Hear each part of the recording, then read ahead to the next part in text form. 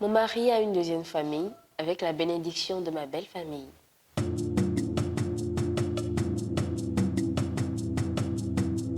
Salut à tous, bienvenue sur votre émission Micro sans frontières, rubrique Histoire et conseils. Aujourd'hui, je vous cite l'histoire d'une dame. Écoutez avec moi.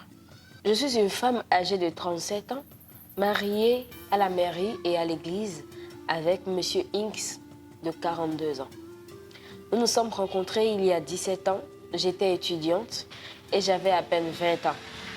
Et 8 ans après notre rencontre, il m'a dotée et épousée. Aujourd'hui, je travaille avec un salaire moyen et il a un emploi avec une très bonne situation financière. Nous avons une petite fille de 3 ans que j'ai eue après beaucoup de difficultés, dont une fille ratée après 14 ans de vie commune et depuis je cherche un deuxième enfant en vain. Le problème est que je viens de découvrir que mon mari a un deuxième foyer avec une étudiante de 25 ans avec qui il a eu 2 enfants, une fille et un garçon de 2 ans et de 3 mois respectivement. Le comble, c'est que toute ma belle famille était au courant de cette situation depuis le premier enfant, sauf moi. C'est au cours d'un deuil dans ma belle famille auquel j'étais allée assister que j'ai découvert le poteau rose. La fille est tellement ancrée dans ma belle famille avec sa maman que moi-même je n'y ai plus place. Elle et sa maman et les enfants ont même l'habitude d'aller résider chez ma belle-mère et dans la ville de résidence de mon mari.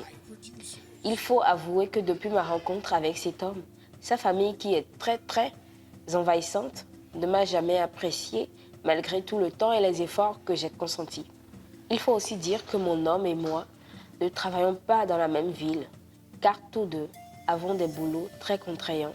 Lui en général hors du pays, donc la distance ne nous a pas toujours beaucoup aidés en quoi que ce soit.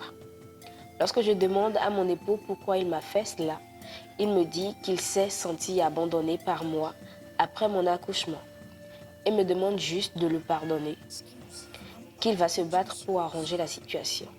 J'ai essayé de me rapprocher de ma belle famille pour trouver des explications et ils me disent à leur tour que je dois juste supporter cette situation au risque de tout perdre. Je me sens trahie par ma belle famille et par mon mari. De plus profond de mon âme, et moi, je veux divorcer. Aidez-moi, j'ai besoin de vos conseils. Chers internautes, c'est la fin de notre histoire. Si vous étiez à la place de la dame, qu'allez-vous faire? Merci de commenter, de liker, de partager, de vous abonner aussi pour avoir beaucoup plus d'histoires. Merci, vos histoires sont les bienvenues et à plus.